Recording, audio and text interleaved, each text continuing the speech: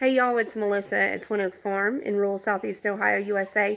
Thank you so much for joining us on our YouTube channel, Twin Oaks Farm Poultry. We're really glad that you're here. And we are raising Cornish rock cross meat chickens to produce homegrown top quality poultry. So we are bringing you in the barn with us. It's day 25 for this flock of broilers, and we're doing videos every day of their production to be able to show the progress and growth of a flock of meat chickens. So we raise them out to 42 days old, and we already have a processing appointment set up for our flock before we even order our chicks. Way before the chicks even get here to our small farm, we set up the processing date first. And so that is because we know in our production model we want to raise them for 42 days. So we set up that processing date with a USDA inspected processor, and we count back 6 weeks, and we set a hatching date, and then we ask the hatchery to try to make our hatching date as close to that date as possible so that we can process the birds at 6 weeks, because we've learned that in 6 weeks we can manage to maximize the growth potential of the meat chickens while we minimize the risk of flock loss prior to processing. And while we're looking at these birds today for Broilers Day 25, we really want to do some commentary on flock loss prior to processing and what impact we need to be prepared for if we're raising meat birds, because flock loss prior to processing is real and it can be devastating depending on what is going on with it. So we're going to go ahead and take a look at the birds, and we'll just talk about that. And anytime, if you have questions about what you're seeing or any of our management practices or principles or anything you just feel I'm not talking much about and you're curious about with producing poultry and raising meat chickens, just put a question down there in comments and I'll do my best to answer it. We do genuinely try to reply to all the comments. So when we first started raising meat chickens, looky here at these birdies. They've grown a lot. They're 25 days old. When we first started raising meat chickens, and that was about 4 years ago, and background before that, we've always had egg production chickens. So, over 20 years, we've had egg production chickens. We raised large livestock, cattle, and hogs, and crop farming. My husband, kind of jokingly call him Mr. Twin Oaks Farm sometimes. He's actually at the other farm, and they're servicing the combine today. Harvest is coming up, so they'll have corn and soybeans they'll be harvesting, but the combine needs serviced, so he's working on that today. And we're over here in the meat bird production barn keeping an eye on this flock. So when we first started, attack bird, this guy just literally come up and attack the camera. So now he's checking out, evaluating if it's going to attack back. So anyway, we started raising meat chickens about 4 years ago, and one of the first things we did was one of the first things we did was we got a little flock of about 25 chickens, and promptly 2 or 3 days into it, we think a weasel or a ferret or not a ferret, a weasel or a mink or something. Well, anyway, something ended up killing like 18 out of 25 of our very first meat chickens, first Cornish rock cross meat chickens that we had.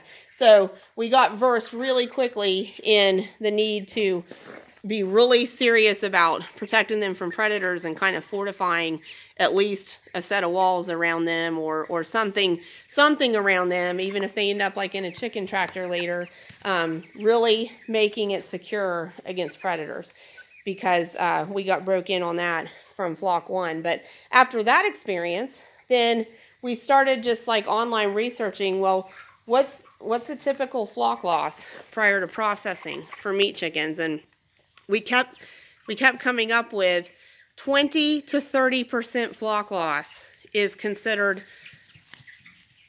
not out of the ordinary in the United States of America with flocks.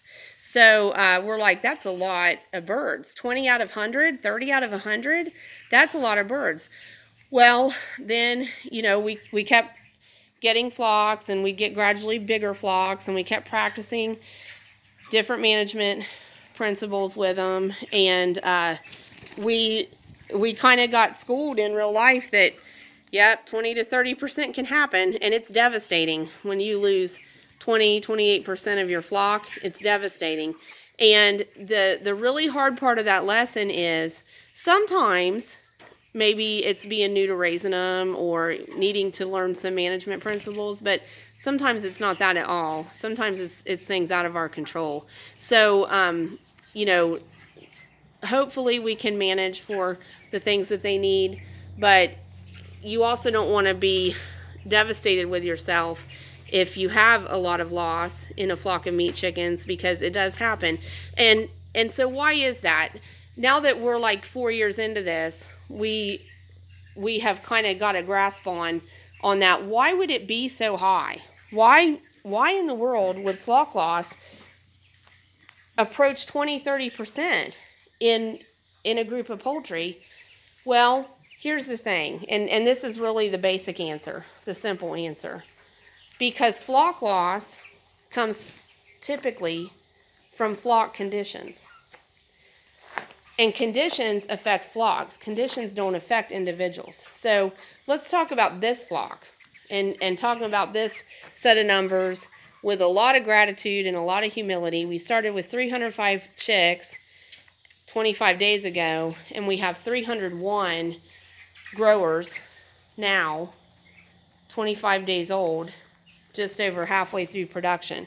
So 301 surviving birds prior to processing, just over halfway through production out of 305, really is very good. It's really very good numbers.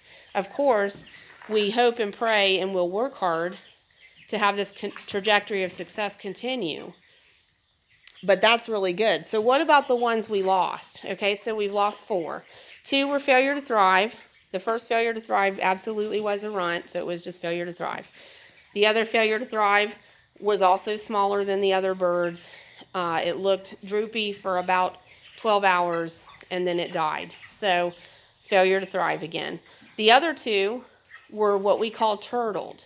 And so turtled means, we made that term up, I think. I don't think it's a real chicken term, but it means rolled over on its back and suffocated. So I can't zoom in much closer, but on back there, you can see a bird propped up on its side with its underbelly kind of exposed to us. And so right there is like a way that a bird can end up turtled. If it's propped up and it loses its balance and it gets rolled over on its back, because see, that one is actually leaning against a couple of neighbors. Well, if the neighbors would move and that chicken would get rolled over, then, you know, it could possibly go on its back. Same here.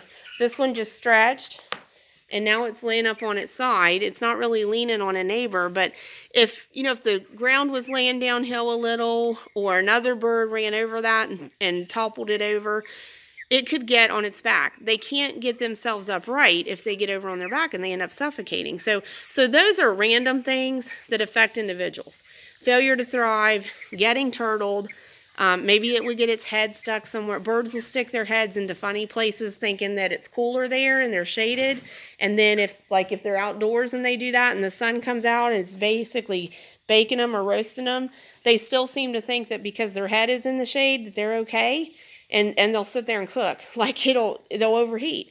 That's a random thing, though. That's an individual thing. So random and individual things, you're going to have a few losses. But when it's something that's because of conditions, like temperature, flooding, I don't know, maybe you could keep the ground saturated underneath them, too much moisture, that's a breeding ground for pathogens. So pathogens affect flocks. Anything that affects flocks, that's why you're going to have probably big losses, because conditions affect flocks. Conditions affect flocks. So if the conditions are contributing to the flock loss, you're probably going to have a lot of flock loss, because the conditions affect everybody in the flock. Conditions aren't random. Conditions don't affect individuals. Conditions affect the entire flock. So that's why you can have high flock loss, because if there's a set of conditions that is disagreeing with the birds and affects them adversely, you're going to have flock loss. I'll give you a great example of that. If Cornish rock cross meat chickens get chilled, like badly chilled, in the first 3 weeks of life, it sets up chronic heart failure. And a lot of those chickens that get badly chilled in the first 3 weeks of life are going to end up dead by week 5, because the heart becomes distressed from that early chill stress, and it can't function and keep up well with the rapid growth, and then we lose the bird as the bird is getting close to finish. So we've learned that the hard way. That's for real. That really happens. Take care of temperature. Take care of temperature with your birds. So anyway, so that's the thing. That's the thing with flock loss prior to processing. Now, with that said, early on in doing YouTube videos, I had a comment. I did a YouTube video and said, I think I called it like the dirty little secret about broilers or something, and said, 20% flock loss. And actually, we were in the midst of a flock at that time that I think was a 28% flock loss, and that was the case. They got chilled one night when temperatures were below 0, and our supplemental heat cut out for like an hour before we were alarmed to it, and they got badly chilled, and so we lost a lot of birds nearly like the last week of that flock. And that's what it was. They had chill stress early on, and they had heart failure consequent of it later on. So that was a condition that affected the whole flock. It showed up as a 28% flock loss prior to processing. So that really happens. But in that video I said that, and then I got a comment from a viewer that said that was really bad. Well, I knew it was really bad because it cost me money and it hurt my feelings, and I lost a lot of birds. I knew it was really bad, but the viewer added that, like, I forget exactly how it's worded, but the viewer added that in Kenya, even 5% would be considered bad. So it did make me wonder: is that a statistic that is specific to us here in the United States of America? I don't know, but I hope to never experience that amount of flock loss again. But that's the thing. If there's something that's a condition that affects the flock at large, and affects them adversely and contributes to losses, that's why and when we're going to see big losses. Because conditions don't affect individuals, and conditions aren't random. Conditions affect flocks, and conditions need to be adjusted for to ensure that the flock thrives. So that's that. Thanks, y'all.